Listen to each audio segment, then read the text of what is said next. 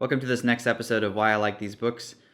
This is a review of The Good Earth by Pearl S. Buck, brought to you by The Good Coffee, which I'm drinking right now. The Good Earth was published in 1932. It won the Pulitzer Prize. The Good Earth is actually the first book in a trilogy, so if you want to continue reading, do so. Now, before we discuss The Good Earth, I'd like to sort of take a tangential detour and talk about this video game that I've been playing lately. I know it's strange, because this is why I like these books, not why I like these video games, but it's called Stardew Valley. Stardew Valley is wonderful because you're a farmer and you plant crops and they grow, and there's a town, and then there's townspeople in the town, and you can talk to those townspeople and give them gifts and then build up relationship hearts, and then you can get a wife or a husband, and then you can have children, and you can explore mines, and you can craft items, and you can do pretty much anything that you want to do in the game. There is no ultimate objective. It's just live and prosper, I think. Live long and prosper. The Good Earth reminded me a lot of Stardew Valley, strangely enough. So in The Good Earth, you are also a farmer, but your name is Wang Lung, and you're in China at around the turn of the century, so going from the 1800s to the 1900s. So there's just a hint of the Industrial Revolution. The book begins with Wang Lung, and it's the day of his wedding. So he's going to the Huang family to get a bride.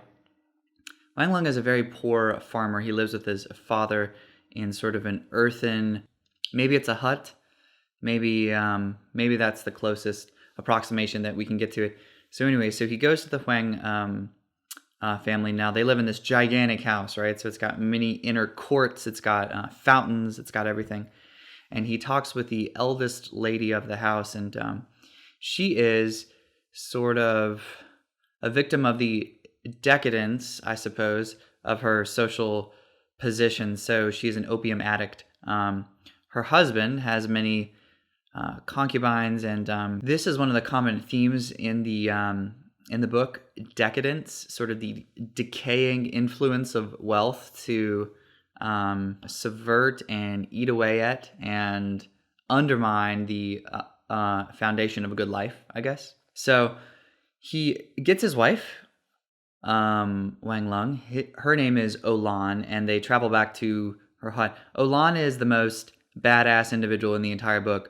She's the hardest worker. She never complains. She's always, she is what Wang Lung wants to be. Wang Lung is building his life, and he's building it by the sweat of his brow, so by the dint of hard work. He has sons. One son is sort of trained as a scholar, the other as a merchant. The other, he hopes, will become a farmer like himself.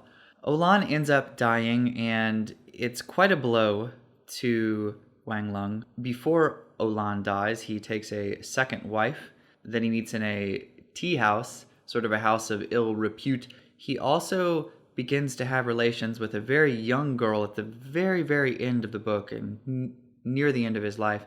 And with this girl, we feel quite icky with his relationship with her.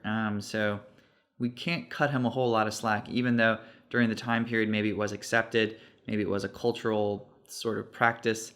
But nowadays, of course, we're in a different culture and a different time period, and so we say, no.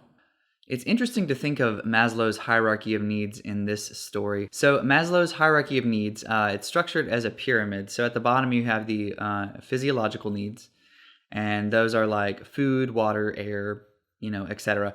Above that you have the safety needs. So you could probably group that, or into that group you could place a house, you could place a bed, you could place the assurance of not being eaten by a wild creature in the night, right? So those are safety. Above safety, you have friendship and love. Friendship and love are, of course, those interpersonal relationships that you establish along the course of your life. Above that is esteem. So these are your ego needs. So you need to be respected. You need to be liked. And the top level is self-actualization, which means that you are doing everything within your power to make good on your promise and your potential. You are living your life to the absolute 100% fullest, the pedal to the metal, woo, and you're just going nuts, right?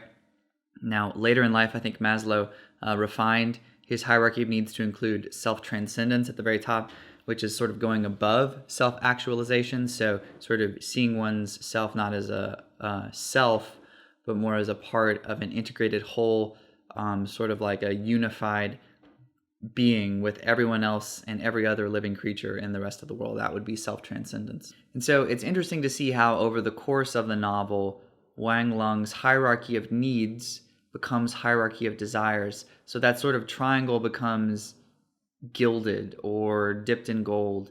Wang Lung achieves, I would say, self-actualization when he is closest to the land. So when he's actually working the land with his hands, when he's in the dirt, when he is making it grow. And so this book really made me want to be a farmer, strangely enough. It really made me want to get out into the dirt, have a shovel, have a spade, just go nuts, right? Just dig into the earth, the loam, the smell of the soil that has recently been rained upon has a name, and it is petrichor, and I love it. So whenever you walk out after sort of like a shower in the summertime and smells all loamy and rich, you can say, I smell the petrichor, and then everyone will be sort of confused if they don't know what you're talking about. But people who do will get it. Those are the good ones. Those are the real ones. At the end of the novel, his sons are not planning on keeping the land. So they're planning on moving away from the land into that sort of dissolution and decadence that Wang Lung gets into midway through his life, and then later into his life as well, when he builds a palatial house, has numerous wives, overlooks his original wife, Olan. He is much more in touch with the natural rhythms of the world at the beginning of the book. So I really like The Good Earth. I think a couple takeaways are there is a whole lot of satisfaction to be found in working the land. There is always going to be conflicts between fathers and sons. Wealth is going to decay and erode and make less pure the original spirit of entrepreneurship and the ethos of abundance. Those, I think, are the three takeaways that we can glean from The Good Earth. I hope you enjoyed this. I would recommend that you read The Good Earth, and also I would recommend that you play Stardew Valley.